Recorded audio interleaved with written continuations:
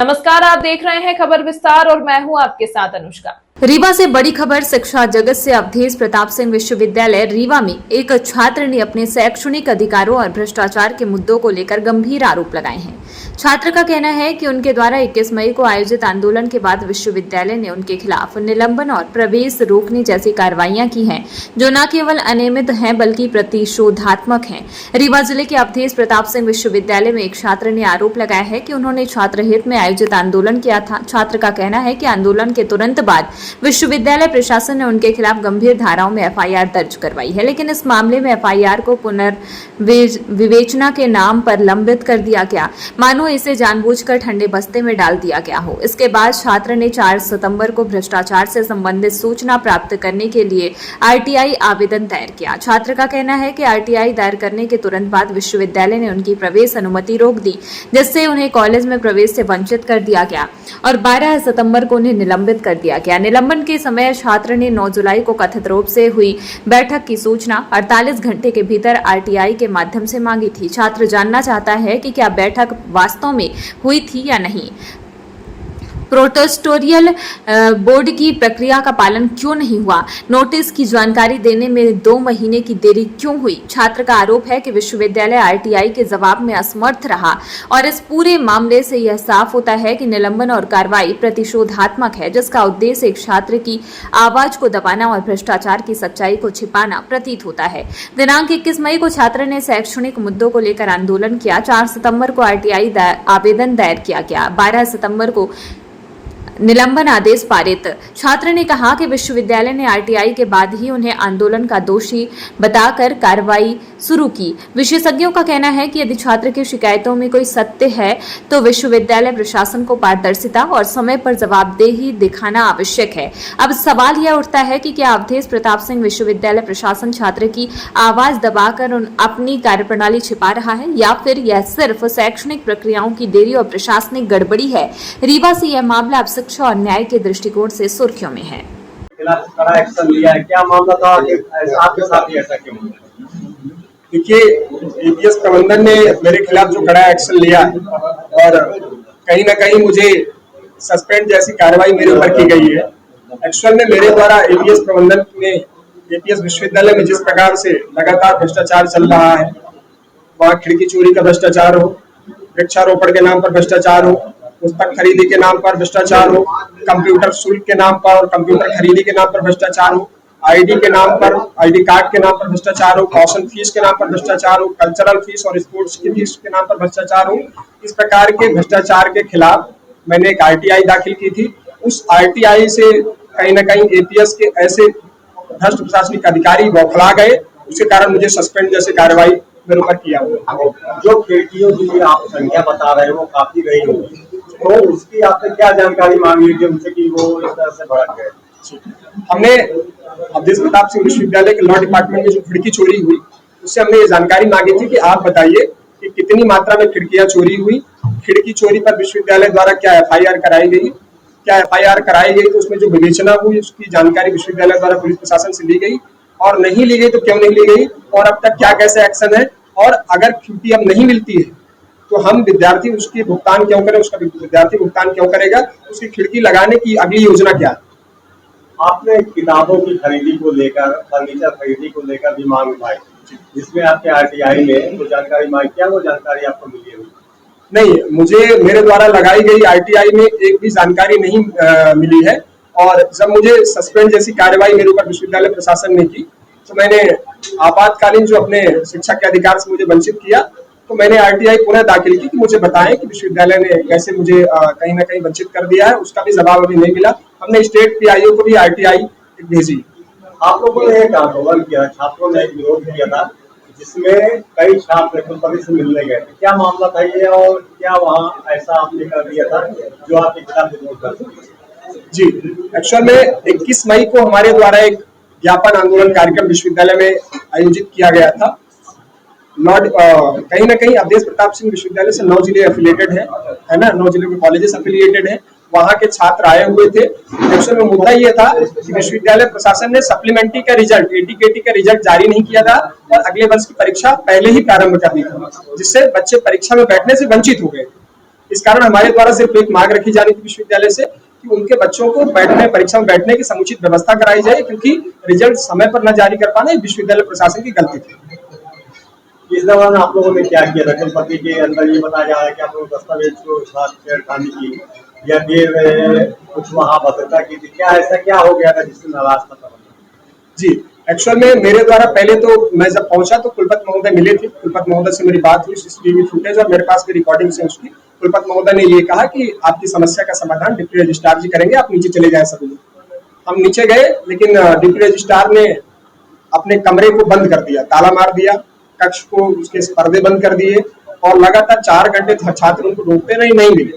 जब वो नहीं मिले, छात्र उनसे आक्रोशित हो गए और मिलने के बाद जब वो मिले तो उन्होंने ये कह दिया कि हम ये समस्या सॉल्व नहीं करेंगे, आप कुलपति के पास जाओ। तो छात्र पुनः कुलपति महोदय के पास पहुंचे, हमारा प्रतिनिधिमंडल साथ में पहुंचा, लेकिन कुलपति महोदय नहीं मिले।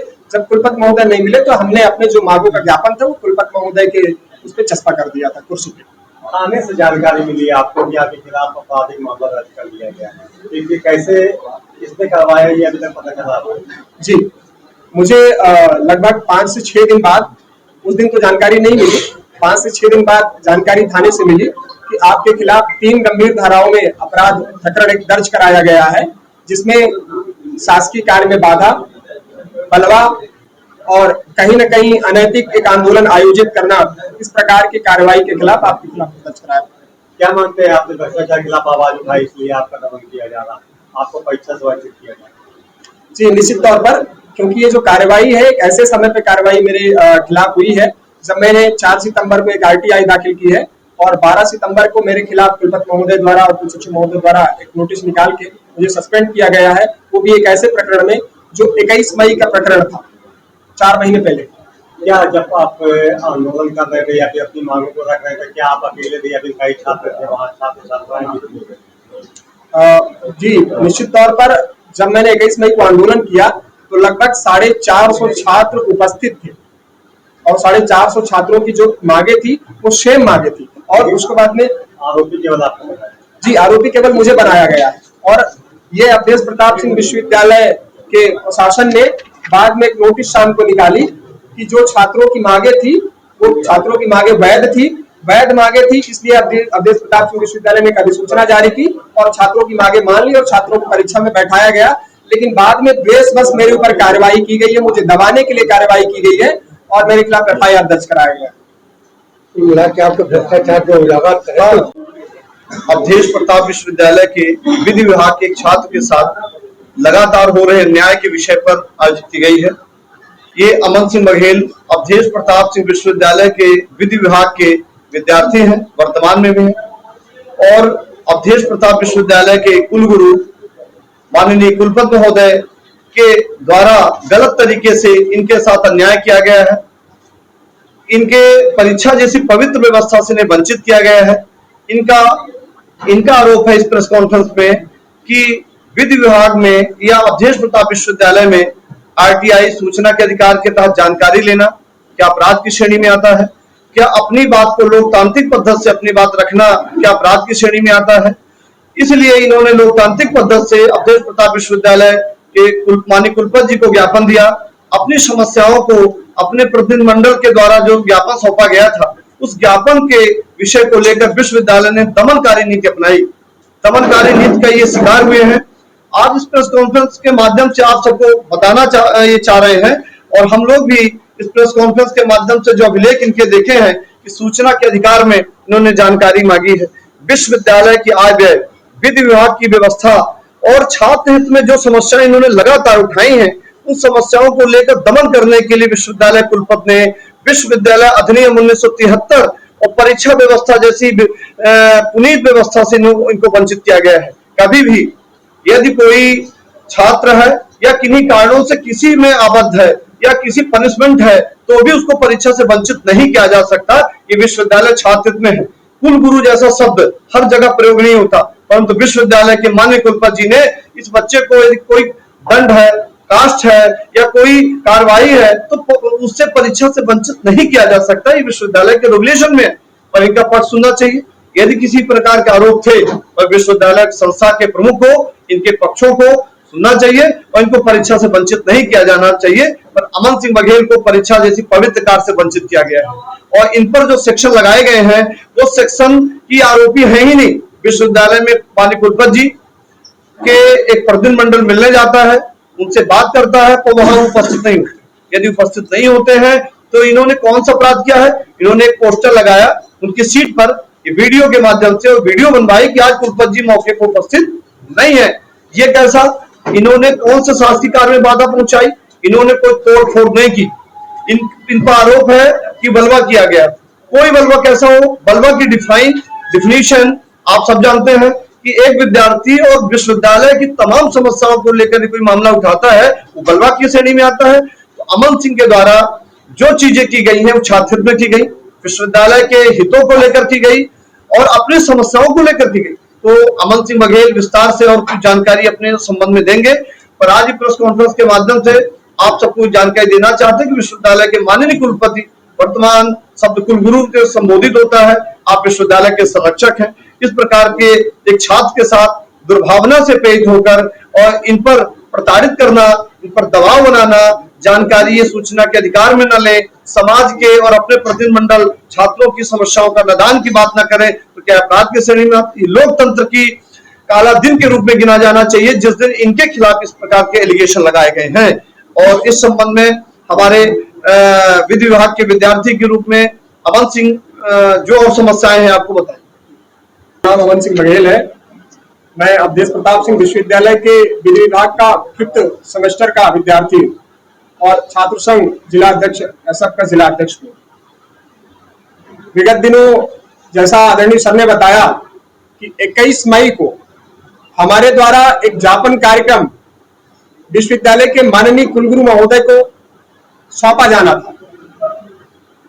ज्ञापन का जो मूल बिंदु था, लगभग अवधेश प्रताप सिंह विश्वविद्यालय से 9 जिलों के छात्र पढ़ाई करते हैं, 9 जिलों के महाविद्यालय संबद्ध हैं। अवधेश प्रताप सिंह विश्वविद्यालय द्वारा एक एटी-केटी की परीक्षा कराई जाती है। ये बात पहले किसी से छिपी नहीं है कि किस प्रकार अवधेश प्रताप सिंह विश्वविद्यालय के परीक्षा परिणाम खराब किए जाते हैं, खराब होते हैं। पहले तो 80-90% छात्रों के परीक्षा परिणाम खराब किए जाते हैं, फिर एटी-केटी के नाम पर परीक्षा ली जाती है। परीक्षा के तदुपरांत समय पर परीक्षा परिणाम प्रकाशित नहीं किया जाता, जिसको हम सप्लीमेंट्री एग्जाम कहते हैं। फिर क्या होता है, अगले स्टेजेस में सेकंड ईयर और थर्ड ईयर के सेकंड ईयर थर्ड ईयर की परीक्षा जो है बिना एटी-केटी के सप्लीमेंट्री के एग्जाम्स से जो रिजल्ट है उसको जारी किए बिना ही सेकंड ईयर थर्ड ईयर की परीक्षा स्टार्ट कर दी जाती है, जिससे जो लगभग 80% 90% विद्यार्थी हैं वो परीक्षा से वंचित हो जाते हैं। तो ऐसे स्तर पर हमने अवधेश प्रताप सिंह विश्वविद्यालय के कुलगुरु महोदय से पहले अपील की कि इन बच्चों को परीक्षा में बैठाया जाए, क्योंकि यह गलती विश्वविद्यालय प्रशासन की है कि विश्वविद्यालय प्रशासन अपना रिजल्ट समय पर प्रकाशित नहीं कर पा रहा है। मैं ललित सिंह परिहार, जिला प्रवक्ता राल राजपूत संगठन की ओर से माननीय कुलपति महोदय और जिला प्रशासन से अपील करता हूं कि हमारा एक भाई जो कि LLB का छात्र है अमन सिंह बघेल, उनके साथ अवैधानिक कार्यवाही की गई है। RTI राइट टू इंफॉर्मेशन एक वैधानिक कार्यवाही है। उन्होंने उसकी मांग की, बहुत सारे भ्रष्टाचार जिससे उजागर होने वाले थे, उस डर की वजह से यूनिवर्सिटी प्रशासन ने, अवधेश प्रताप सिंह विश्वविद्यालय प्रशासन ने उनके खिलाफ कार्यवाही की, उनको सस्पेंड किया। हम लोग इसके खिलाफ जो है तो आंदोलन करेंगे। अपील करते हैं माननीय कुलपति महोदय से, जो सस्पेंशन की कार्यवाही छात्र के ऊपर हुई है उसको हटाया जाए और दोबारा पूर्णतः जिस प्रकार से शिक्षा जो है तो भाई की चल रही थी, दोबारा उस तरह से वापस लिया जाए, सस्पेंशन को हटाया जाए। अन्यथा राल राजपूत संगठन आंदोलन करेगा जब तक इन दोषियों के खिलाफ कार्यवाही नहीं होगी। अगर सामान्य रूप से भाई के साथ अगर न्याय हो जाता है तो ठीक है, अन्यथा राल राजपूत संगठन इसके खिलाफ जो है तो कार्यवाही करेगा। हाँ, एक और बिंदु, अगर कोई व्यक्ति विशेष कार्य करता है तो एक व्यक्ति के खिलाफ FIR होता है, लेकिन जहां एक छात्र संगठन और 400 लोगों का कुनबा एक साथ, 450 लोगों का कुनबा एक साथ किसी चीज का विरोध कर रहा है, तो केवल एक व्यक्ति को चिन्हित करके और उसके खिलाफ FIR करना और उसको रेस्ट्रिकेट करना, ये न्याय के विरुद्ध है। तो हम ये अपील करते हैं कि इसको बहाल किया जाए। क्या आप चाहते हैं एक खूबसूरत मुस्कान और दमकता चेहरा? तो आइए smile dental care and cosmetic skin clinic, जहां मुख, दंत और सौंदर्य का आधुनिक इलाज वर्ग सब कुछ एक ही छत के नीचे। यहाँ विशेषज्ञ डॉक्टर सुनील सिंह और doctor Shrimati Pushpalata Singh root canal, fix दांत, इम्प्लांट, ब्लीचिंग, डेंटल विनियर, साथ ही हेयर ट्रांसप्लांट। तो आइए श्री भारत कॉम्प्लेक्स, प्रथम तल, हॉस्पिटल चौक, रीवा, और कॉल करें 9827288262। डिजिटल ई पंजीयन सेवा केंद्र, डिजिटल रजिस्ट्री, बांड पत्र, सहस्वामित्व, दान पत्र स्टैंप एवं सभी बैंकों का बंधक व लोन से संबंधी सभी कार्य किया जाता है। संपर्क करें अशोक सिंह परिहार 9826351496, अनूप सिंह परिहार 7987799181, पूर्णेंद्र त्रिपाठी 9340538622। हमारा पता है शॉप नंबर 401, 3rd फ्लोर, स्नेह एस्पायर, बिसाइड महाराजा होटल, जिरिया, रेवा, MP।